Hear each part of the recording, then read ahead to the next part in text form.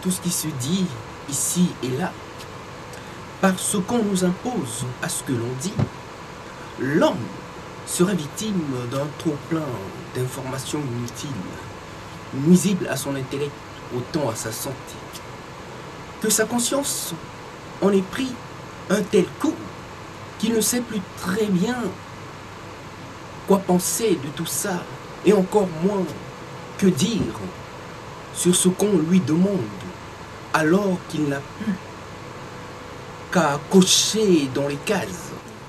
À trop faire attention à tout ce qui se dit, on ne sait plus penser, et on croit là perdre son temps à chaque fois qu'on essaie de réfléchir sur quelque chose. On finit même par croire que la technologie a supplanté la conscience. Sans doute pour ceux qui se résignent aussi facilement et au moindre choc. Voilà qu'on nous incite par tous les moyens à communiquer, non en tant qu'homme, mais en tant que produit de consommation destiné à un public bien défini. D'où la confusion du genre qui s'opère dans un monde de tant de règles dont on ne parvient plus à s'en tenir à la moindre règle, et les juristes n'en font pas mieux tant qu'ils se lancent dans une bataille de droit tout aussi maladroit, tant les motifs sont plus intéressés. Plus étonnant, pas étonnant que l'homme se perd et finit là par douter de sa conscience tant que l'intérêt lui tend la main par un tour de passe qui défie l'imagination. C'est juste pour moi une question de mettre en lumière ce mode opératoire. Oui, à vrai dire, on ne sait plus. Que faut-il prendre en compte de tout ce qui se dit? Que faut-il retenir de ce qu'on nous dit? Et encore moins, qui faut-il croire? Voilà plongé dans un monde où la lucidité est devenue un art de vivre pour ceux qui font preuve de retenue par leur discernement, sans quoi nous continuerons à être des esclaves des temps modernes, au service d'un ordre aussi bien établi que nous ne percevons pas d'emblée. Quel est cet ordre? Les manias de la finance, par quoi nous sommes soumis, ceux qui font la pluie et le beau temps.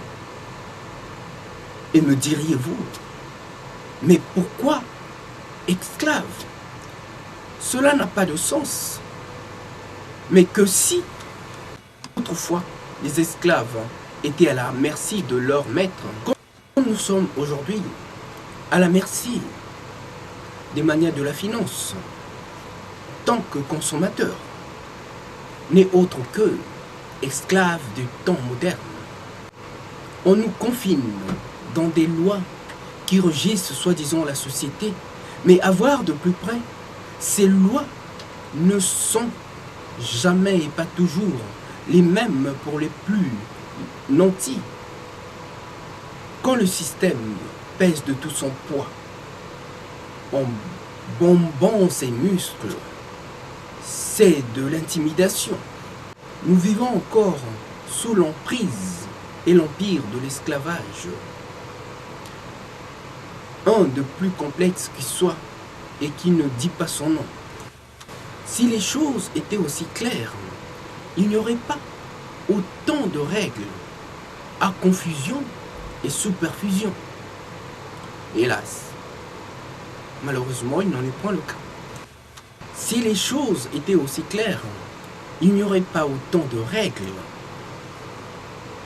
qui changent selon les hémisphères, et il n'y aurait pas une telle inégalité entre les hommes, et encore moins au sein même des Nations Unies. Entendre ce qui se dit ici et là, par les traitements qu'on nous inflige, qu'on nous impose en tant que balle de ping-pong, on finit par bien percevoir ce que l'on nous cache depuis toujours. L'esclavage en continu par des méthodes toujours plus appropriées et plus complexes. Voilà comment l'homme a été, est encore victime d'un trop plein d'informations inutiles. Par quoi on l'abuse pour l'avoir si bien amusé? Par quoi il a cédé sans se douter qu'il fait là la part belle à ses prédateurs, ses geôliers?